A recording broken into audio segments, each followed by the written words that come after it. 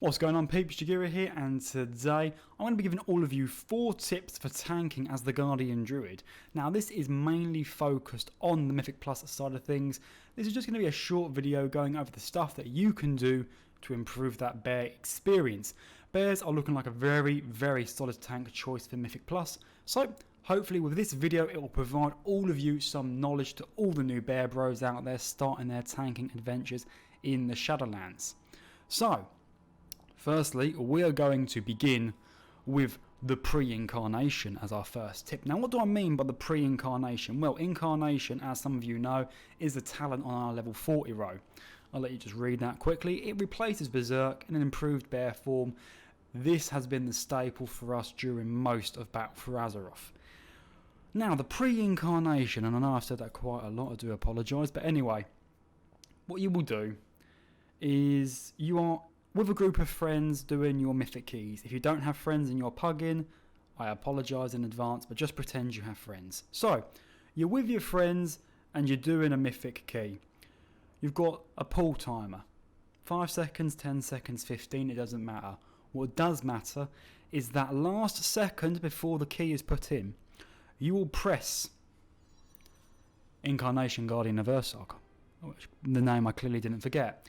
And when you press this, the 1 second goes, you get the loading screen, you will then have the intermission where you will be, it's a 10-second countdown I believe, and then you will start that dungeon run and your Mythic Plus begins. So, when you press it on that last second, you will get the buff. You then have the loading screen, and then you have the 10 seconds before you start the actual dungeon run. Now, if you do this on the last second, and then you go into that dungeon run, not only will you be having the buff running from Incarnation, Incarnation will not be on cooldown. So yes, you have got the 10-second wait, so you will lose 10 seconds, so you will only have 20 seconds, but 20 seconds of Incarnation is better than no seconds of Incarnation. And having an Incarnation off cooldown ready, so when your Incarnation ends you can then press it again, is also really good. So it's basically what? 50 seconds of Incarnation. That is amazing and is beautiful. So for all your new bear bros out there, remember the pre-incarnation. It will make you feel better on pull when bears are notoriously the weakest. It will make your healers feel better because they're not going to think, oh dear, this guy's going to take a lot of damage straight off, because they're going to be pleasantly surprised that you are a pre-incarnation bear. Now, talking about that and talking about shifting and forms, I'm going to go on to the second tip, and that is shifting into bear form to get free rage. Not many people know this, or, well, maybe they do, but if I've been seeing other bears pug, I don't really see this. They'll just stay in bear form, and don't get me wrong, there is nothing wrong with staying in bear form. It is the safest thing, and it's better to be tanking as a bear than tanking as a chicken. But when you shift into bear form, you get 25 rage for free. So you will only need 15 rage, and then you can go and do an Iron Fur stack. So getting 15 rage is easier than getting, 40 rage. As you can see, my rage is just ticking down. So for argument's sake, I stayed in bear form after a pack. I'm going up to the next pack and I start the fight. I need to get 40 rage to do an Iron Fur compared to the 15 rage to do the Iron Fur.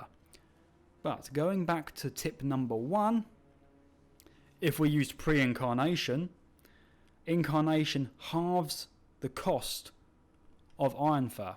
So if I've, shift into bear form, you can see, got the 25, I can therefore do an Iron Fur and I'll have 5 rage? I'll have 5 rage left over. This is, like I said, this addresses the main issue that I'll always keep harping on about, that bears are weak on pull. Doing something like this will make that start and pull a lot easier. So remember, shifting into bear form is good.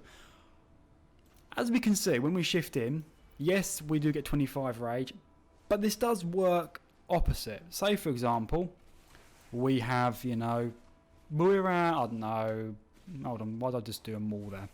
Well, 60, okay? I'm just going to let the dots go and I'll be waffling on. So, We have killed this pack and we are going to be moving on to another pack. This is when you've got to really be using that brain inside your skull. Do you stay in bear form with 90 rage? Because if I go into my mount form and then I shift into bear form, I've just lost 60 rage. And I now need to get it all back again. Whereas I could have just, I don't know, charged and then pressed it. This is something that is up to your discretion as a bear tank. You know, you need to think on your feet, well, your paws in this case. Is it better for me to be faster to get to the next pack, but weaker on pull? Or should I take a little bit longer, but I've got the safety net of having that rage there for when I start? There's no clear-cut way. There's no clear-cut rules. It's just something that you're going to have to learn. Now, on to the next tip after the shifting. Pooling rage. So, what you can do, you're here, you're fighting this pack, you know, you're tanking, you're feeling like a god. Your DPS are doing boom boom damage, your healer's keeping everyone topped up, the hunter's pulled an extra mob. And say all these ones here die, I can just keep the 100 rage, another pack's over there, and then I can start popping my Iron Fur. I'm nice and tanky going into the next thing.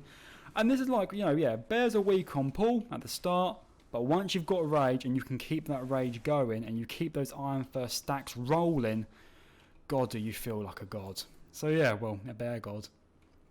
Pooling rage. Something that I recommend every bear to learn to do is pool your rage. And then the final tip, just use Barkskin and Survival Instincts. Now, little quick going over, Barkskin, as you can see, it's on a 40-second cooldown. I'll explain. It's 1 minute by default, but talents. And then obviously Survival Instincts. Survival Instinct, you get 2 charges and it reduces all damage you take by 50%. Barkskin, you just got the 1 charge in 40 seconds, should be a minute, and you will take a reduction of 20%. I am using here the Survival of the Fittest.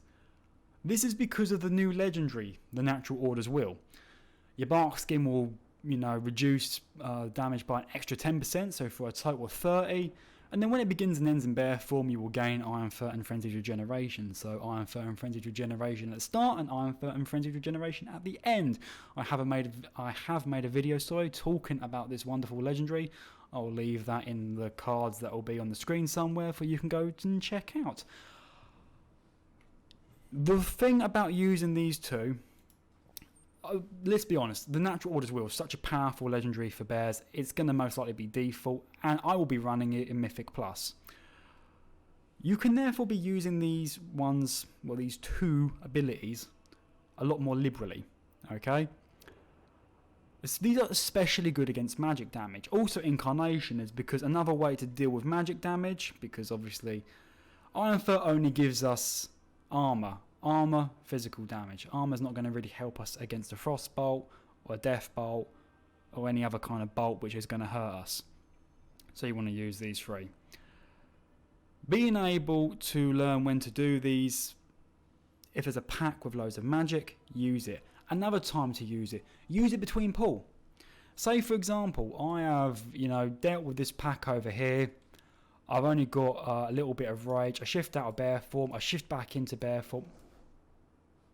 I don't know why that went to 60. That shouldn't have happened. That should have been at 25. But just say, argument's sake, it will be 25 because it should be. I can then pop Barkskin and I can go. And this just gives my healer a little bit of a breather. We've also got conduits that will be reducing the cooldown of Barkskin. So yeah, the final tip is to use Barkskin a lot more liberally. And that is it, guys. That is my 4 tips for tanking as the Guardian Druid going into Shadowlands. I hope you enjoyed the video. If you learned something new, then please leave a like. That is absolutely fantastic. If you are a bear veteran and I have missed something out, feel free to put that in the comments down below. Sharing is caring, sharing knowledge so that we can all improve and become the better bear that we know we can be is the goal for all of us during Shadowlands. Guys, if you enjoy the content, please subscribe. It helps me out, it boosts my ego, and it makes me feel good, and it allows me to have some sort of drive to keep pumping out videos. If you didn't like the video, let me know why, and I'll try and improve it in the future. I stream over on Twitch. You'll find that in the description box down below. Come and say hi. I stream WoW, I stream Elder Scrolls Online, occasionally Smite. Usually just there to go chill, hang around, have a laugh. I've got a Discord. Feel free to join the Discord once again. At me, talk, say how great I am, say how much you love the white werebear. And yeah, guys, that is all. I hope you enjoyed the video. I will see you next time, and take care, and bye bye.